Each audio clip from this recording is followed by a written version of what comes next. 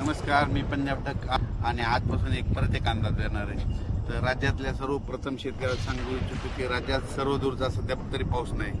राज्यात विखुरलेल्या स्वरूपाचा पाऊस पडणार आहे म्हणून हा अंदाज लक्षात द्यायचा. म्हणजे सर्वदूर सध्या पडणार नाही. आज पूर्व विदर्भामध्ये तुरळक ठिकाणी पाऊस पडणार आहे. म्हणजे अमरावती जिल्हा, अकोला जिल्हा, बुलढाण्याच्या काही भागामध्ये, इकडे वाशिमकडे असा पाऊस पडणार म्हणून हा अंदाज लक्षात येतं.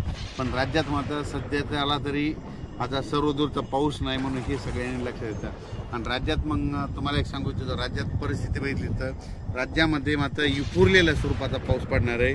म्हणजे भाग बदलत पडणार आहे. आणि सध्यानं 28 आणि 27, 28, 29ला देखील एवढा काही पाऊस नसणार आहे म्हणून हा अंदाज लक्षात येतं. आणि त्याच्यानंतर 29 आणि 30 जूनच्या दरम्यान राज्यामध्ये म्हणजे सांगायचं झालं तर सोलापूर जिल्हा, लातूर जिल्हा, धाराशिव, बीड या भागामध्ये, तिकडल्या भागामध्ये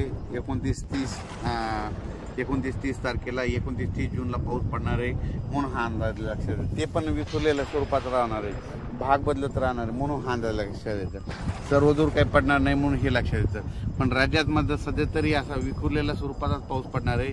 आणि ते कोकणपट्टीचा मात्र ते पाऊस म्हणजे ते कोकणपट्टीचा आणि तसाच इकडं नाशिककडला ते पाऊस तसं चालूच राहणार म्हणून हे लक्षात घ्यायचं.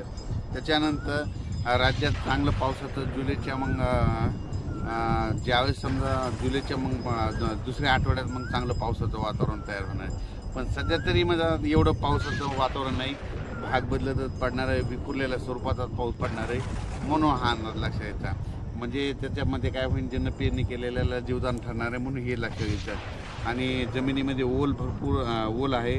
आणि काल देखील म्हणजे सांगायचं झालं तर विदर्भात खूप पाऊस झाला आणि त्याच्यामध्ये सर्व शेतकऱ्याला जीवदान भेटलं. तसाच आता ह्या 2-4 दिवसमध्ये 29-30 तारखेला देखील असाच विखुरलेल्या स्वरूपाचा पाऊस पडणार आहे म्हणून हे लक्षात येतं. आणि ज्यांनी पेरलेलं त्यांना जीवदान भेटणार आहे म्हणून अंदाज लक्षात येतो. अचानक वातावरणात बदल झाला तर लगेच एक मेसेज दिला जाईल.